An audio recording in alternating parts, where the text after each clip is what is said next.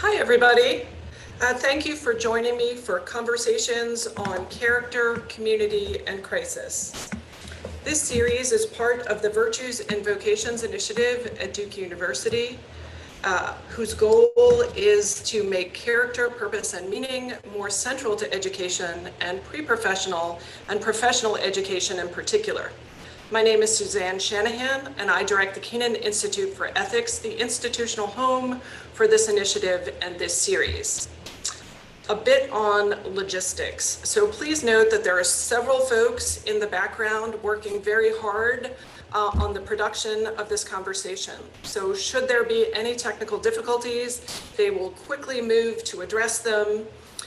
They will also manage the Q&A, passing along questions to me. In terms of this conversation, we are going to talk for about 40 minutes and then transition to questions. So with that, I am delighted to introduce Yuval Levin on why institutions matter for our future. Yuval Levin holds the Beth and Ravenel Curry Chair in Public Policy and is Director of Social, Cultural, and Constitutional Studies at the American Enterprise Institute. He's also founding editor of National Affairs, a senior editor of the New Atlantis, and a contributing editor to National Review. Yuval served as a member of the White House domestic policy staff under George W. Bush. He also served in various other roles, including executive director of the President's Council on Bioethics. He is author of A Time to Build, From Family and Community to Congress and Campus, How Recommitting to Our Institutions Can Revive the American Dream. So thank you and welcome. Really delighted to have you here today. Thank you very much. I appreciate being invited. So I confess, I bought your book when it first came out.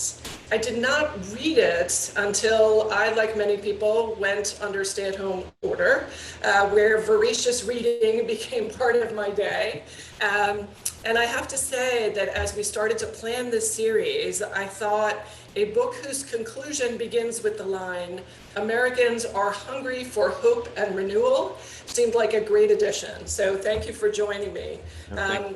I think it's especially apt also because it's linking character and institutions together.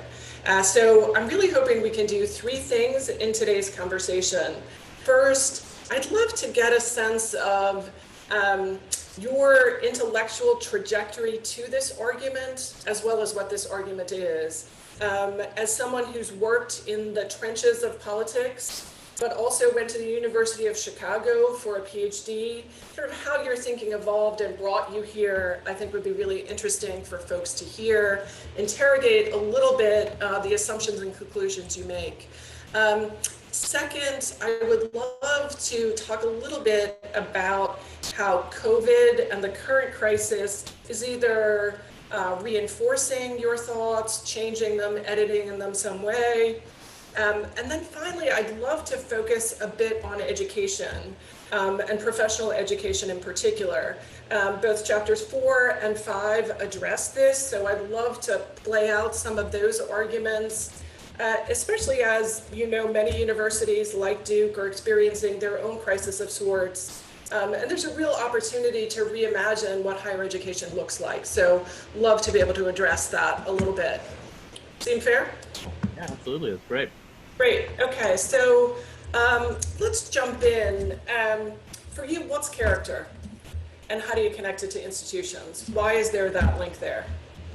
Well, it's a great question, and it really is at that intersection of character and institutions that the book positions itself, because it thinks of institutions as formative of individuals, as shaping our character, as maybe shaping our souls. I think our character has to do with the way in which we respond to the pressures of the world. It defines our sense of our role, our responsibilities to other people, our relationships to them, the obligations they might have to us. And ultimately, our character is what we fall back on when we're confronted with something that demands of us more than we were ready for. And it's something we build up over a lifetime so that we are ready for those kinds of moments. It's always been a challenge to define because it's in a sense the deepest thing about us. But it's what we're always working on and what we're always working with. So I think it's very important to bring out the question of character when we think about public institutions, when we think about our responsibilities as citizens, as neighbors. And in a time like this in America, it's impossible not to think about character because over and over, we see how it matters in our leaders, we see how it matters in each other. A moment of crisis is really when we can grasp why character matters. So can you give me an example of sort of how character is formed in institutions? Maybe picking an institution as an example? Yeah, so the way that I think about institutions, obviously there's a very broad and important literature on the question of just what an institution is. And I end up in the book with a fairly broad definition that draws on a lot of that work and argues that our institutions are the durable forms of our common life. They're the structures, the shapes of what we do together. They're why human beings aren't just individuals alone, and they're why our common activities aren't just clumps of people. They're groups of people directed to a common end. And in the course of pursuing that end, an institution gives each of us a role in relation to other people, gives each of us a place, a part in the larger endeavor. And in the course of that, I think it cannot help but shape our character, so that over time, as you're shaped by, for example, a profession, which I think is an example of an institution that's not an organization, it's not a kind of corporate structure, but surely is an institution. Think of the profession of medicine or of accounting. There's such a thing in the world there's such a human type as a physician, as an accountant, as an attorney. Not everybody quite fits in perfectly in the same way to that type, but it's a recognizable type. And you can say to yourself, what this person is doing is not what a doctor ought to be doing in this situation. You can say, and people know what you mean, that person is just not behaving the way a journalist should. What that's telling you is that we have a sense of how a profession or any other kind of institution has shaped an individual and how we might expect it to shape an individual. In all of the institutions that we engage in our lives, we're shaped to take a certain kind of form, a certain kind of role. I describe in the book institutions as a mold that we pour ourselves into, and as a result, we end up with a kind of shape in the world. And part of what's gone wrong in our institutional life in America is that a lot of us have come to think of institutions not as molds in that way, but as platforms, as places to stand on and be seen. So that you find in our politics, for example, now, a lot of members of Congress think about Congress as a stage for themselves. Clearly, the president thinks of the presidency that way, as a place to perform, rather than as an institution with a certain shape and structure that then shapes how they can behave so that they can be constructive and productive. And so I think institutions can't help but shape our character. And when we think about them, we've got to understand that formative piece of them as key to the puzzle. So take the example of the profession, so the medical profession. Are you arguing that there's some static, true nature to that profession, to that institution that will shape us, and somehow it gets perverted? How do you bring it back to that true sense? Well, I certainly don't think it's static. I think our institutions all change as our culture changes, as our society evolves. But I do think that there is such a thing as the form of the profession of medicine, such that in this moment in American life, there is a recognizable human type as a physician. And when you see that person, when you see him or her in the world, it might not surprise you to learn that that's a doctor.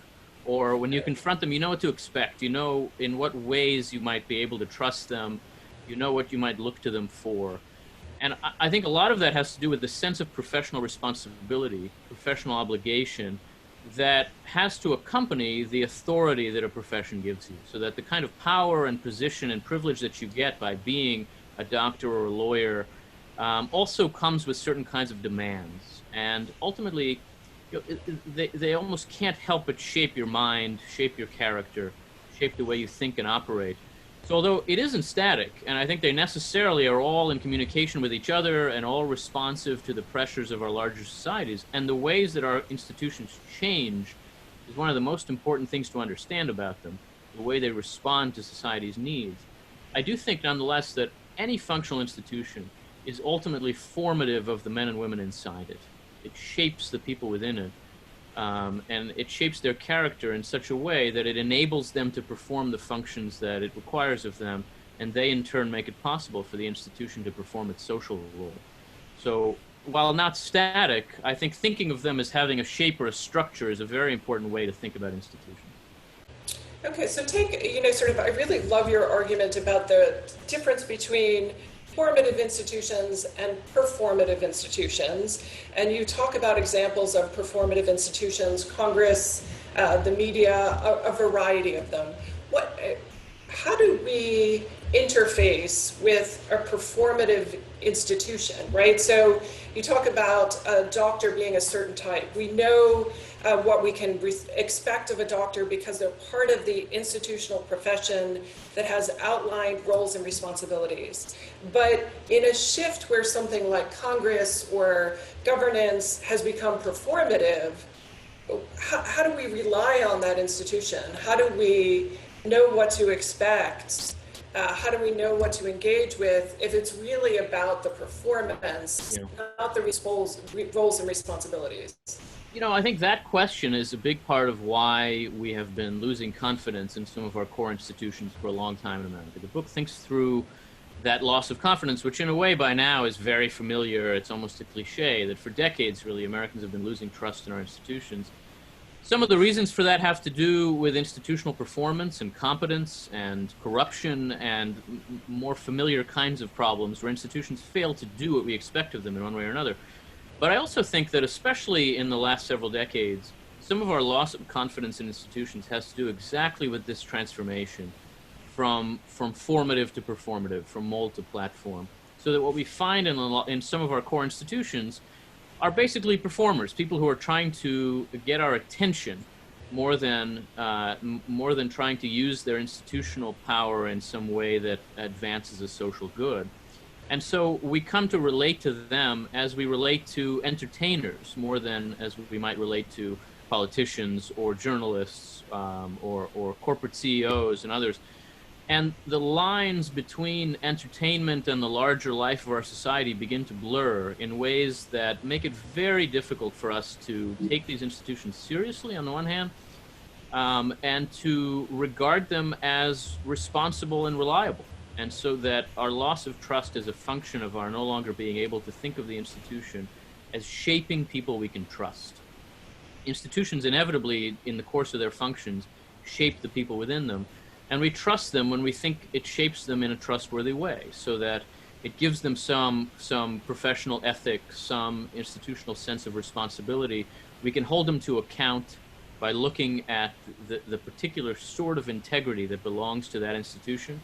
We can say that's not what a doctor does, that's not what we expect of an elected official.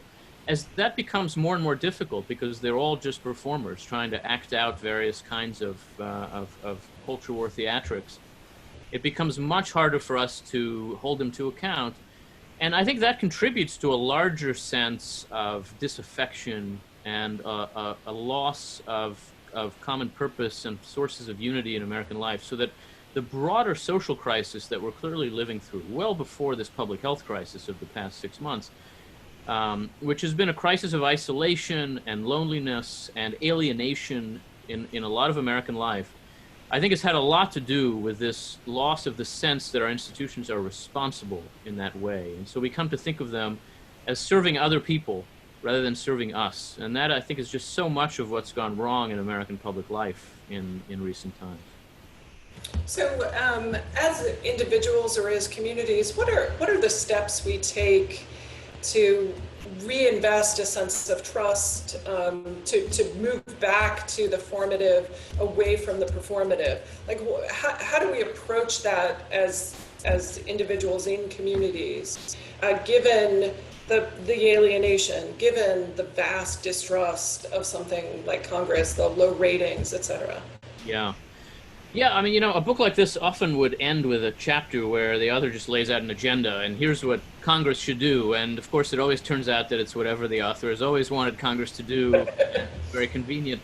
This book doesn't quite end that way because I think that when you think about a problem like this, a solution has to begin in a sense from the bottom up. It has to begin with each of us thinking about what institutions we are part of and how we can do better on that front.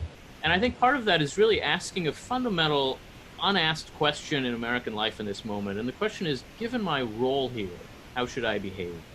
As a teacher or a principal, as a politician or a voter, as a worker or a manager, as president or a member of Congress, how should I behave? Not just what do I want, not just what do I want people to think about me, but given the role I've got, how should I behave? All of us have some role in some set of institutions, from our family and community to our professional life and our civic life. And we each can ask that question a little more, because it seems to me that the people who most drive us crazy now in American life are people who just obviously are failing to ask that question when they should. And the people who we most respect are people who clearly are asking that question and going out of their way to do it. That's a start. Obviously, it's a small start. It's not a substitute for institutional reform, but I think it's a prerequisite for institutional reform. And the book does get into some reforms, whether that's in Congress or in professional institutions and others. I also think, though, that we've got to think about ways of building institutions, not just of reviving old institutions. Sometimes that's necessary. Some we can't replace.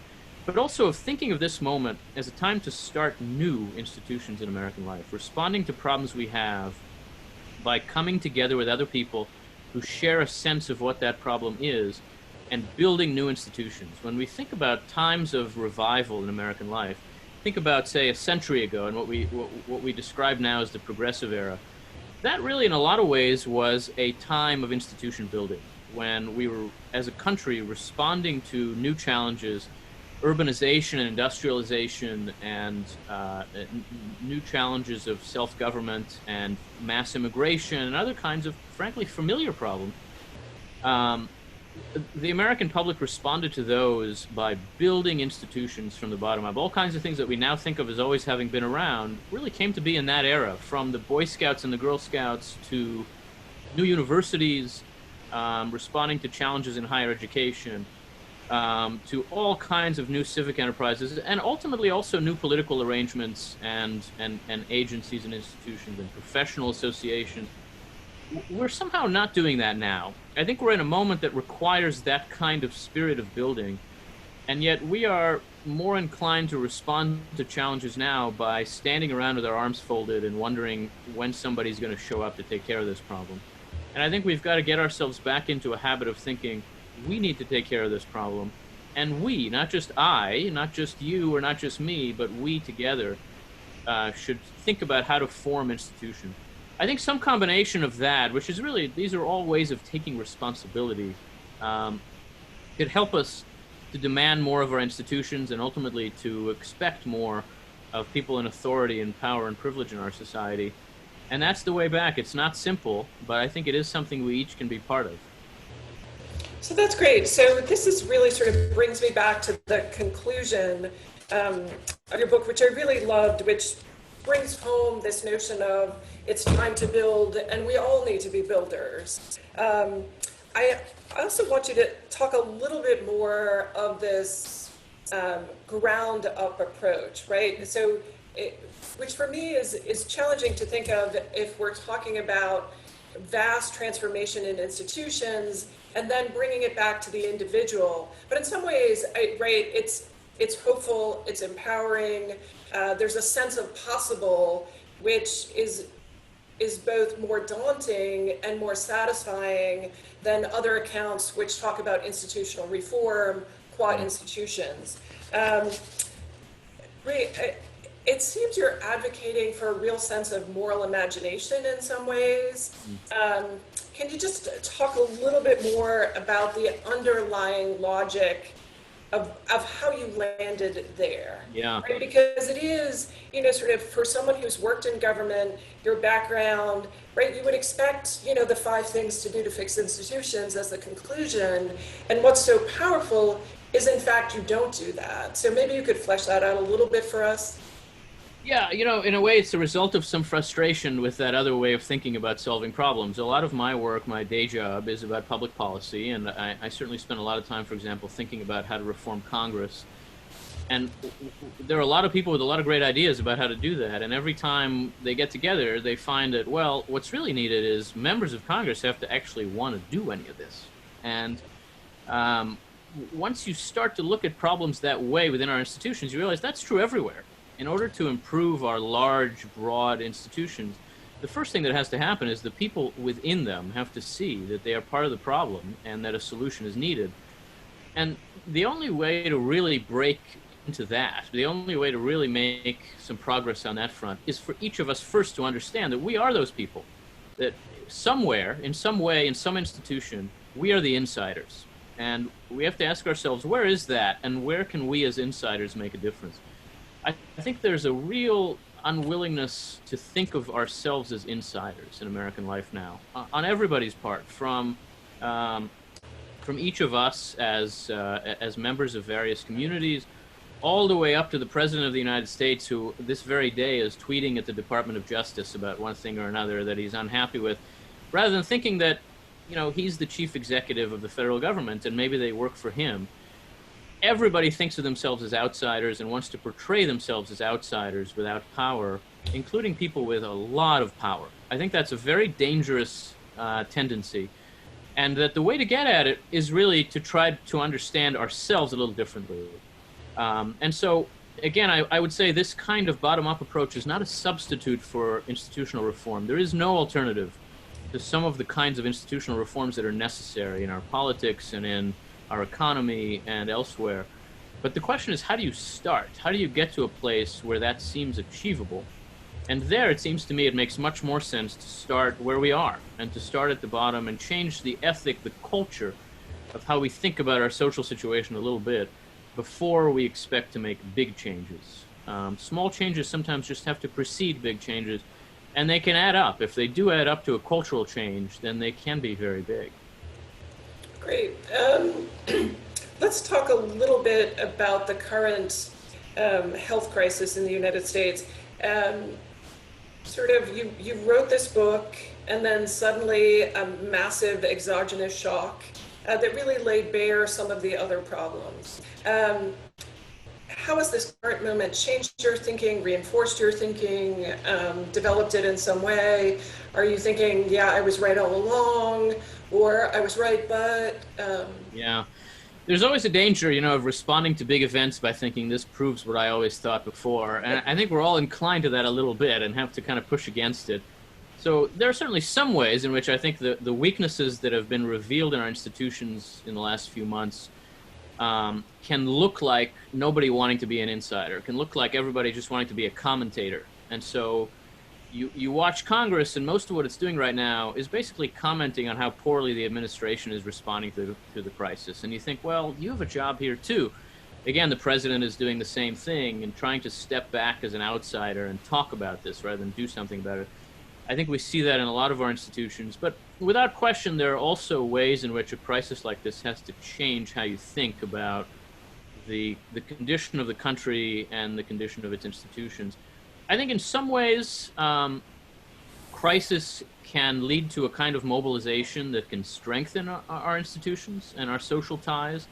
And I do think there are ways that people have stepped up. I would say America's system of federalism is in stronger shape than I probably gave it credit for in my own thinking and in the book. I think we have seen governors of both parties and in very different circumstances step up and lead. I think in some ways we've even seen Congress turn out to be more effective than I would have imagined. Congress is totally incapable of action in normal times, but in crises in the 21st century, whether that's in the wake of the September 11th attacks or the financial crisis or now in this crisis, Congress actually has stepped up and done large things. And I think that that's an underappreciated fact about it in the political science world that I operate in. And I certainly personally had not appreciated it enough. And I think the last few months would have to change my thinking about it. In a broader sense, though, the bigger social crisis that we're dealing with seems to me likely to be made worse and more difficult by the challenges we're dealing with. Because even though we are seeing a mobilization, the nature of this mobilization is a kind of isolation. We're being asked to separate, to stay apart from one another. And I do think that it's going to be a challenge to draw people in and fight alienation after this period. When we've seen increasing cynicism, we've seen some of the challenges we face on the public health front being forced into political and partisan grooves, where there's now a right-wing and left-wing position about whether to wear a mask and what kind of drugs work. That's not a healthy that's not a healthy social condition. And so I think the light that's been shed on our country by this crisis certainly has revealed some hidden strengths, but it's also revealed a lot of weaknesses that we need to work on. Does this, has it impacted sort of the conclusion you make about grassroots individual action, asking yourself, what is my role, what is my responsibility, given my position, whatever it is? Is that still where you would land? I think so, and the reason really is that I don't think there's a good alternative. If it seemed possible to me that we could really mount a social transformation all at once, then I'd be fighting for that. I think that would be, in a lot of ways, more effective and more satisfying. But I ultimately think that meaningful social change and moral change and cultural change really does happen soul by soul. And while broad, politically motivated and national scale social change is extremely important, I think it almost has to be a function of bottom-up change first. And that still seems to me to be the case. I think we've seen in a lot of ways that we can't expect our national political culture to be where solutions come from. There are healthier subcultures, whether that's in some states, whether that's in many communities, in people's own set of circumstances, where there are some people we can rely on. We each can find ways to be more reliable for our neighbors and our families and our communities. And I think a crisis like this can help us see that. I at least have not come away from the last few months thinking actually our national politics could pull this off. Okay, good. Let's talk a little bit about this notion of soul by soul change in the context of professions and education. So maybe share a little bit about what your argument is vis-a-vis education and higher education in particular, and then we can explore it from there. Because I do think this is a moment where education and educational institutions are beginning to take that step back out of necessity. What is our moral purpose? Toward what end are we engaging here? So maybe you could share your argument. You know, the question of what is the purpose of higher education is actually a very complicated question in American life. We have had universities in this country almost from the beginning of the earliest European settlements in North America, and yet for that long, and for longer in Europe, there's been a question of what actually is the social purpose of the university. And I think there's been a combination of purposes that's always fought for, struggled to be the answer to that question. And the university has always kept these in some balance. On the one hand, we can think of the university as existing to provide people with skills, right, with knowledge, especially with the skills necessary to function in the economy. We can also think of the university as providing people with access to the highest truths and the highest cultural and civilizational achievements we have. That kind of liberal education has long been part of what we think the university is for. And we can also think of the university as existing to change the larger society for the better. I think there's a tendency, particularly on the right, where I am, to think of that purpose of the university as something new, and that seems to me to be a very big mistake. In fact, social transformation has been the purpose of higher education since the very beginning. The original universities in Europe were basically seminaries. The original universities in America were training grounds for Puritan ministers whose purpose was to help the larger society repent of its sins and improve itself. That is not that different from what social activists on today's campuses are trying to do, even if the substance of the underlying moral teaching might be different. And even that substance isn't that different. So the university has always been a place that sees itself as existing to transform society and to provide people with skills and to expose people to the highest human achievements. And some balance between those two has somehow to be achieved, which means that campuses have always been the scenes of some kind of cultural conflict. It's been described in the past as a conflict between scientists and humanists. I think in our time, it's better understood as a conflict between these three kinds of cultures: a culture of skills training, a culture of liberal education, a culture of social transformation.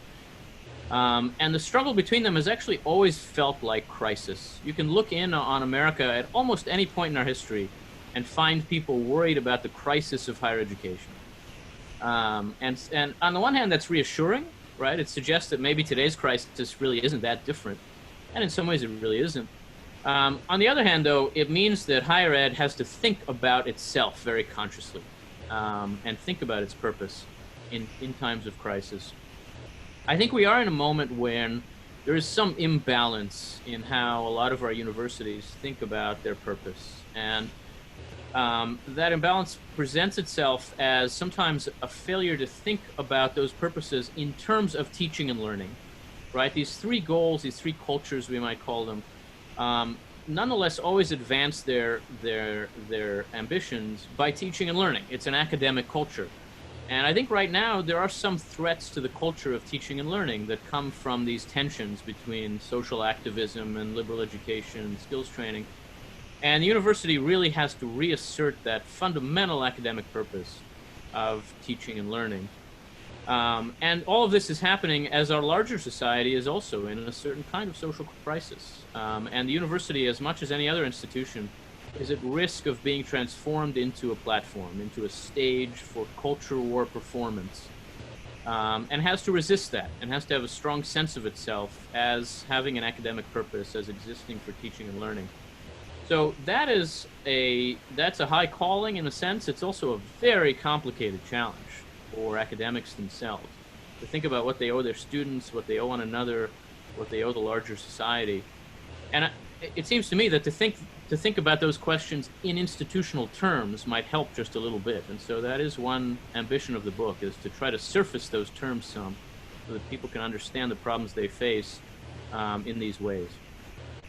Great. So you use the language of what we owe and what we owe each other, what we owe students. In the context of a university, as universities across the country have this moment of reflection and really query what their moral purpose is, what their commitments are, do you have reform suggestions there, even if they're your personal ones as opposed to, right, sort of more institutional ones?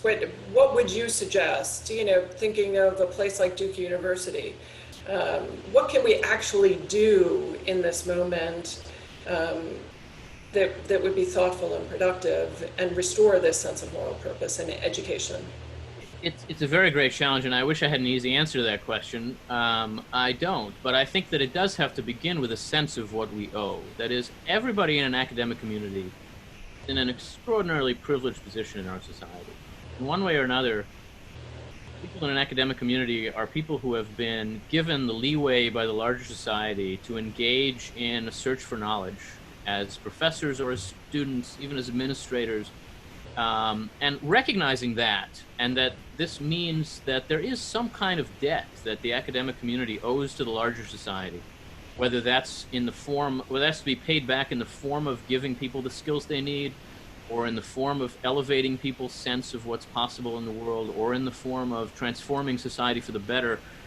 Approaching the larger culture with a sense of obligation, I think, would be helpful to everyone. It also seems to me that keeping especially front and center the necessity of academic culture, that is everything we're doing teaching and learning? Is it being done in the form of teaching and learning? Are we avoiding confusing our purpose with political activism to the extent that we close off the path for teaching and learning? I think, by the way, this kind of question is at least as important in American religious life as in American academic life, where there, too, you see institutions that are meant to shape people's souls instead being used as platforms for political activism. we really do have different kinds of institutions in our society that are meant to serve different sorts of purposes. And if they all come simply to serve as political platforms, then they fail in their core missions in some important respects. And so I would say that an academic community has to make sure that it is keeping in mind its fundamental educational purpose and thinking about what its society needs at any given time. It shouldn't be too cut off from the needs of the larger culture and should be trying to shape people who, after all, in one way or another, are going to be society's elites, right? It's still the case in America that maybe about a third of high school graduates now will have some kind of post-secondary education.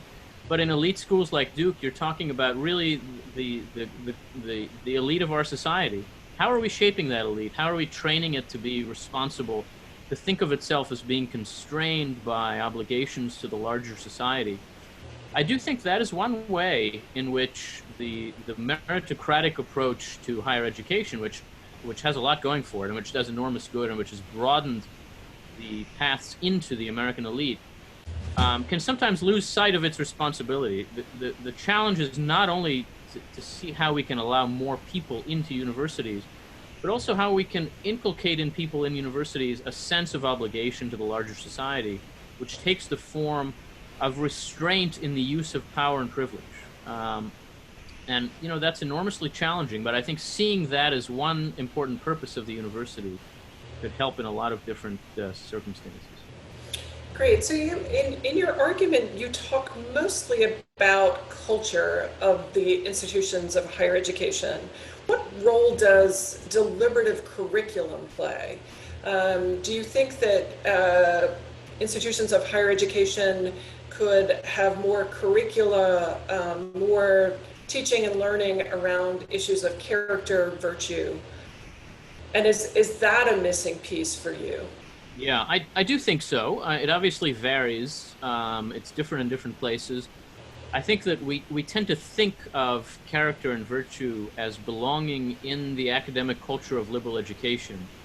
And so it's sort of set off from the other academic cultures, whether that's skills training or a kind of activism that looks at society rather than at the character of the individual. But I think there's a place for character formation in every part of what the academy does, and maybe especially in explicitly professional training, where there is obviously a tendency to think in terms of skills, right? To train physicians or lawyers, you certainly do have to give them certain kinds of knowledge. There are skills they need to have, without which they are not a doctor or a lawyer or a different kind of professional. But it's also the case that they have to be inculcated with a certain kind of character, with a certain attitude. Sometimes that happens by default. It is cultural, right? You spend your time in an institution that exists to form lawyers, and it does shape your mind. It does shape your way of thinking about everything, and it gives you a certain kind of character. But I think it makes sense to be explicit about it sometimes, and to think about what kind of character are we shaping in this institution, what kind of character is needed in the profession into which we are sending these students, and in the society into which we're sending these students. So absolutely, I do think that needs to be made more explicit. Great. And before we turn it over and open it up for questions, just a general question about what are you most hopeful about and what are you most pessimistic about as you think about American society and institutions? You know, in a funny way, my hope is a function of how bad I think the problems we are facing really are. So my hope is rooted in the fact that I don't think a lot of Americans are just satisfied with the status quo. It doesn't take much to persuade people that we need to be thinking about change. The question, of course, is how and what kind of change and how do we actually institute it. But I think there is a real openness now for people who, like me, are arguing for various kinds of reform. This is not a moment where the status quo feels confident and strong. So I am hopeful that we are seeing a generation rise into its own in our society that is looking to improve things and that is open to ideas about how to do that. There is resistance to that in a sense. I think of it almost in generational terms. So this isn't quite fair, but I think a lot of our institutions are still dominated by people whose sense of the norm in America was shaped in the middle of the 20th century. And there is a kind of baby boomer culture that exerts itself very powerfully, even over younger Americans by now. It's very powerful in our politics, where I really spend my time. You know, we're looking at a presidential election now between a 74-year-old and a 78-year-old. That's a very strange situation. The Speaker of the House is 80. The Majority Leader of the Senate is 78, too. That's very odd. It's not normal, and it's not. It's part of the reason why we have such trouble thinking about the future in our politics. But I do think that part of what that means is that generational change in a lot of our institutions is going to mean a pretty dramatic cultural change and a moment of openness to reform that does leave me hopeful. But my worry is we're not ready to make the most of that moment. We have to think about what kind of change we need, how change happens, how to enable it, and part of the reason I thought to write a book about institutions at this moment is that when we think about how change could happen, we too rarely think in institutional terms.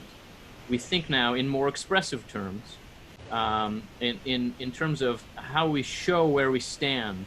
Showing where you stand is not making change. And, you know, adding one more like to that Facebook post that says the right thing about politics from your point of view doesn't actually do anything. And we have to really think about how we actually do anything. And a lot of what that involves is really working together with people in practical ways on the ground, not just sharing the same opinions they do, but doing something about it. And we're a little bit out of that habit in America, and that does worry me. So I think that's part of why it's important to focus on how institutions function and what they do. Great. With that, I'm going to start turning to the questions, which are rolling in. The first one is, this coming school year is going to be quite different, both for K-12 and universities. Is there a way to build or reform education during this time as opposed to just surviving? Right, so how do we really make the most of this moment? That is a great question. You know, it's very hard to resist the temptation to just think of this as temporary, which of course I hope it is, and surely it is in some respect, and say we just have to hold on. And when we're done with this, we're going to go back to where we were. In some ways, that's surely right, and I hope it's right. But we also have to be learning lessons in this period. So I'm not sure we really know how to be building something constructive just yet in this kind of moment. But I think we can be learning lessons about what matters, about what works, about what our priorities ought to be after this. Learn lessons from, you know, teaching a class on Zoom as opposed to teaching it in person, about what teaching is. I've certainly had that experience myself. And I would say the advantages and disadvantages have not been exactly what I would have expected. And this kind of sudden change in our basic circumstances and habits can force open some questions and help us ask what matters most to us about our social lives, our interactions with other people, our professional lives. What's the substance and what's just kind of ephemeral? What's key and what's not? You know, what matters most about a university? What does it actually have to offer? What does it actually owe its students? Where is it investing its resources? Are those the most important places to do that? I think a situation like this that just kind of turns our lives upside down on such a massive scale can be an opportunity for us to ask what really matters and what are we just doing out of habit and inertia. Maybe that's one way to be constructive in this period, but I'll tell you, it is not easy. I mean, I do think that, you know, it's hard to get over the simple sense that I just want things to go back to how they were, and you know, when is that going to happen? In some ways, it's just not going to happen, and in some ways, it shouldn't. We need to be learning lessons. So how do you, take those individual learnings? So you talked about Zoom, which we're all spending way too much time on.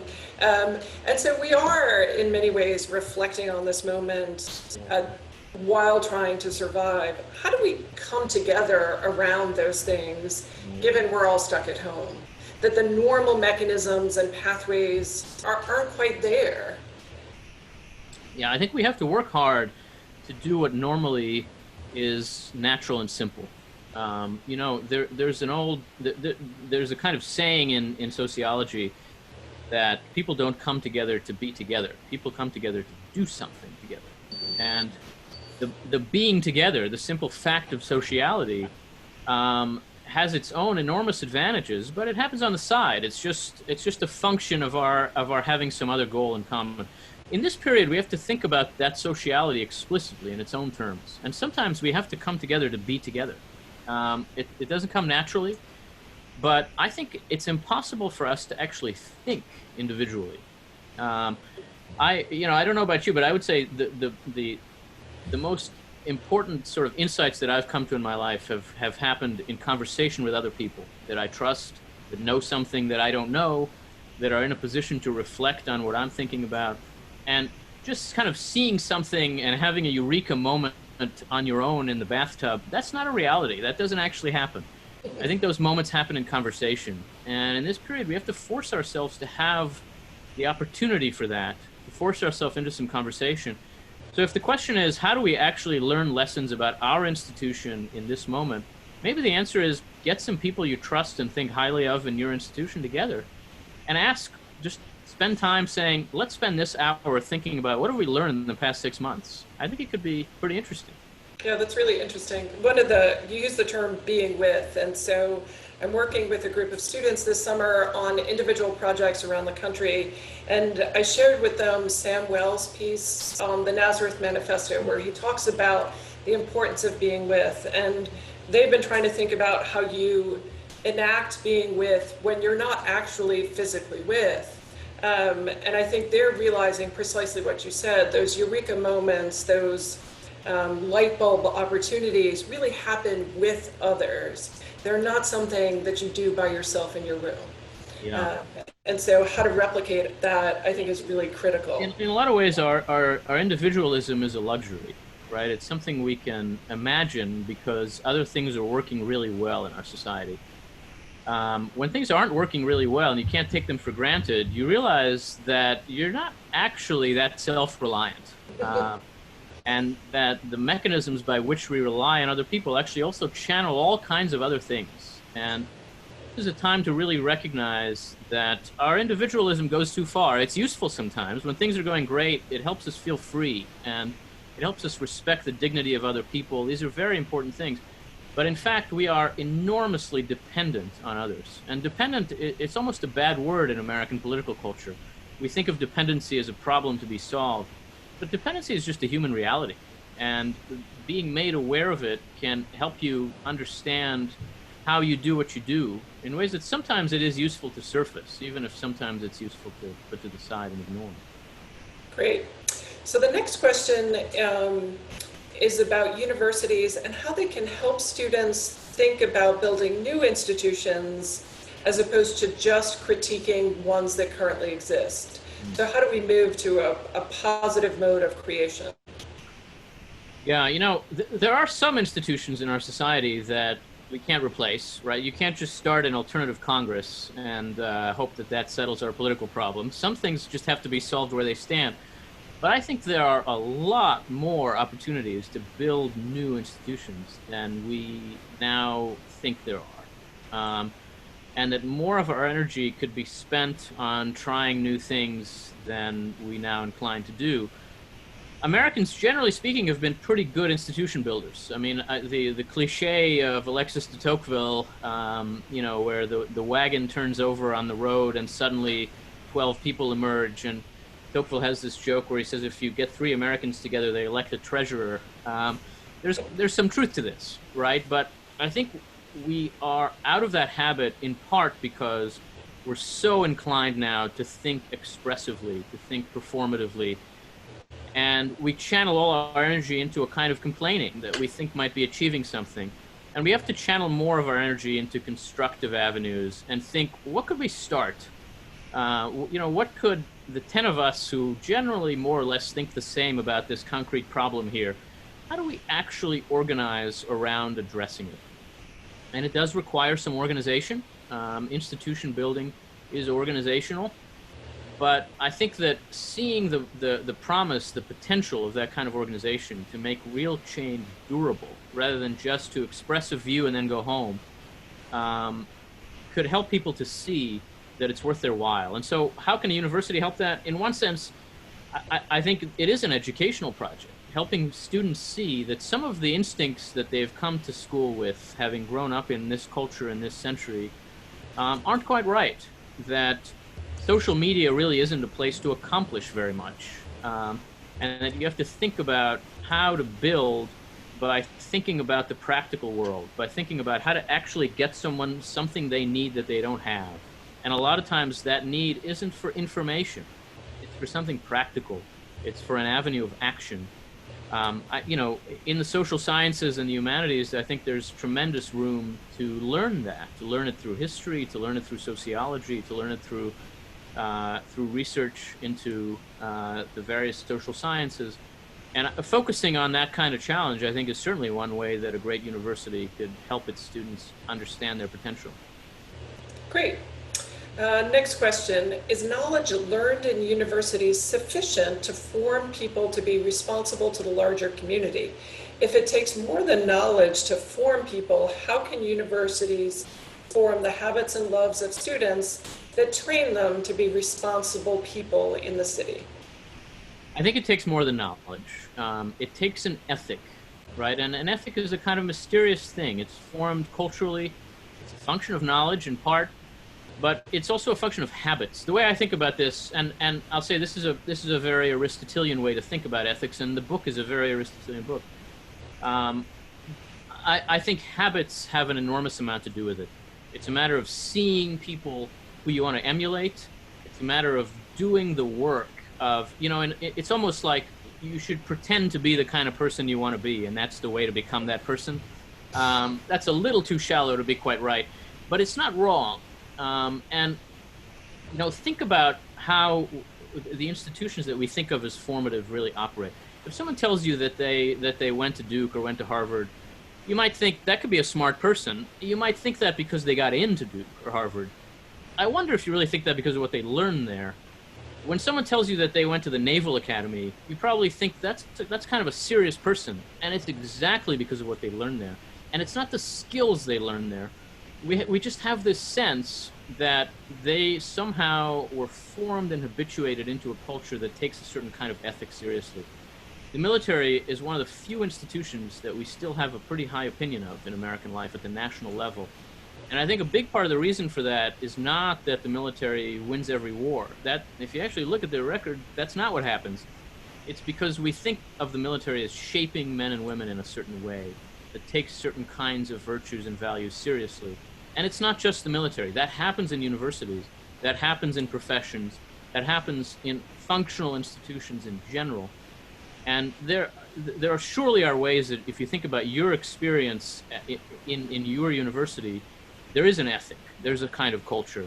There's a way of being that you just think, this is how we are. This is who we are.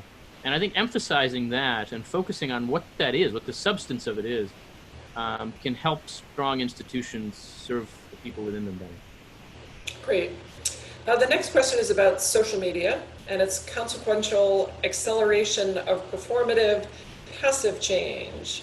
How to recommend the younger and next generation find voice in the face of the current institutional situation. So when you talk about journalism, you talk about social media. What are your thoughts there? Yeah, social media at the moment, and I say at the moment because I think we're early in the age of social media. But in this period, its function is very often to draw people out of institutions and place them on platforms as individuals. So if you check Twitter right now and you follow political news like me, you find a lot of journalists who work for established journalistic institutions with very high standards and a real ethic to them. You'd find these journalists stepping out as individuals onto a platform and blurring the line on Twitter between their professional work and their personal views, and even just their personalities. I think that is horrendously destructive of institutional culture, of the integrity of their institutions. And they're not doing it to be destructive. They're doing it to build an audience. They're doing it in some ways, I think, to strengthen the audience that their larger institution has. But the effect of it is to pull them out of the culture of that institution and onto a platform. And a lot of times that's what social media does for all of us. Even just as individuals outside of a profession, there's a way that social media creates a kind of mini culture of celebrity where we each function as our own paparazzi. We hound ourselves for photographs and we steal away our privacy. All we can think when we're seeing something beautiful or experiencing something interesting is, how's this going to look on Facebook? And we all find ourselves doing this, I think, and it's not great. I mean, I think there's really a way in which it pulls us out of human experience. It functions as a substitute for our social lives rather than as a supplement for it. And we have to work on that. I think, again, that too is an area where a lot of people see the problem. There is dissatisfaction with how social media is kind of distorting our lives some. And I also think there is some learning. I'll tell you, I run a policy journal, National Affairs. I hire people out of college just about every year to work as assistant editors. And I have found over the last 10 years that I've been doing that people have gotten much better at handling their social media presence. 10 years ago, I would find things out about prospective employees by looking at their social media profiles that they would not want me to know. That actually doesn't happen anymore. And it's not because they've become better human beings. They've just become better at living on social media. And that's important too, because a lot of this really is how you understand the expressive piece of this. And I think over time, there is a decent chance that we'll come to understand better ways of using social media constructively to enable engagement in the real world, to enable activism in a meaningful way, rather than to undermine those by deforming our sense of what it is to be a citizen or a neighbor or a friend. But for now, I think social media does much more harm than good. Okay, good. And final question. As you talk about bottom-up change and charge us to change as individuals, I have found myself being disgruntled and uninterested in changing individuals' minds and more interested in changing the institutions that affect us daily. Can you share how we can affect change at the individual level that we can see impact on our institutions? Yeah. This is a constant frustration for me too, because in a sense I'm in the business of trying to change people's minds, working at the kind of intersection of theory and practice around public policy and politics. And I agree. I think this is a time when it is very difficult to change anybody's mind about anything. Part of that is a function of institutional failure. The institutions we have for engaging with one another, for compromising and bargaining, are not working very well, especially at the national level. And I think we have to emphasize that compromise and bargaining piece of it. The purpose is not to eliminate people who disagree with you. The purpose is to find a way to live with them. But that requires persuasion, it requires compromise, it requires engagement. I think part of the answer to that question is to look for places where it's possible, to look for arenas where you can work with people to advance change that you think is worthwhile. Sometimes that means working with people you agree with, which of course is most of what we do in our institution. We don't generally spend all of our time just butting heads with people. But some of it is also creating arenas that enable accommodation and compromise. I think it's important for us as citizens of a democracy to recognize that the purpose of our political institutions is to enable engagement and compromise. We don't think that way right now. We're living in a time when each of our major political parties basically thinks of the other party as the country's biggest problem, rather than thinking about problems we have, what we think we should do to solve them. Other people disagree, and let's find some compromise. If the other party is the biggest problem, then you don't want to compromise. And giving them something is worse than getting nothing yourself. And that means you're not about to compromise on anything.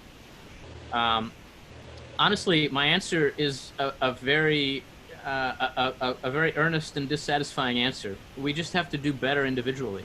We have ourselves, one by one, and therefore with others together, to see a better way forward here, chart it out, be unabashed about laying it out. Don't be ashamed to seem earnest and simple-minded. You're not earnest and simple-minded. You're right. This has to be addressed. This has to be solved. And we have to take ourselves and our institutions seriously if we're going to do it. That's wonderful. One final small question. As we all fashion ourselves into builders moving forward, is there something we should read? Sort of, what would you suggest as, following on your book, something to kind of continue us on this journey? I think that there is in a sense an entire literature of a kind of constructive sociology and political science that I think is just not well known enough. It's not for everybody to read, but I think these days reading Robert Nisbet, reading early 20th century sociology, which I'm not a sociologist, I'm a political scientist, but which in writing this book was just incredibly eye-opening. People who really think about how do you bring people together to work constructively. It's not really what a lot of us do now in the social sciences. It's not quite how we think. And I think there's a lot of wisdom there to be recovered and rediscovered. And so, you know, in whatever field is your field, I would bet you that there are classics that are waiting there to be rediscovered from a period where being constructive was the default. Unlike our period where being critical is the default. It's important to be critical, but we shouldn't forget that ultimately we have to address our problems by building gradually together. And it's doable. I think it is. Right. Well, thank you. And as a sociologist, I really appreciate that plug to early 20th century sociology. With that, I just want to thank you for spending lunchtime with us on this Tuesday. Thank everybody who's joined us. Hugely appreciate it. This was great fun.